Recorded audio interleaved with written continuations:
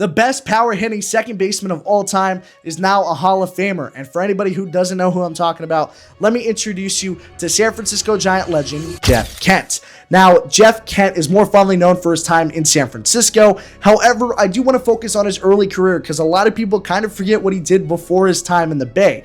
Now, Jeff Kent was drafted back in 1989 to the Toronto Blue Jays in the 20th round and wasn't expected to be a Hall of Fame player by any means. However, he was determined to be an MLB starting second baseman, would have his breakthrough year in 1992, making his MLB debut, and would be a journeyman for the next 5 years, bouncing around for teams like the Blue Jays, the Mets, and the Indians, until 1997, till he made his way to Pac Bell Park for the San Francisco Giants. Now, during that stint, Jeff Kent would go off, and in 1997, he would post a 4.1 WAR, which was the highest of his career at that point, and also finish 8th in MVP voting.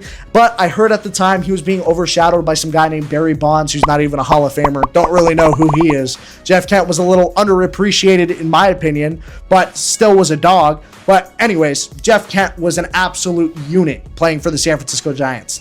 This guy was awesome. And one of the coolest things about his career is that he's a 4-time Silver Slugger, a 5-time All-Star, and also is an MVP award winner. And he did all of this after his first 7 years of big league service. This guy got better as he aged, which you can't say about a lot of players. Jeff Kent was one of those guys. However, his best season would come in 2001 as he would earn his MVP, a Silver Slugger, and an All-Star nod during that year as he had his best WAR of his entire career during that season, and also would have the most home runs in a season for him with 33. Now, another cool thing about Jeff Kent is he would bounce around with the Astros and the Dodgers until he retired, but he would finish with 377 home runs.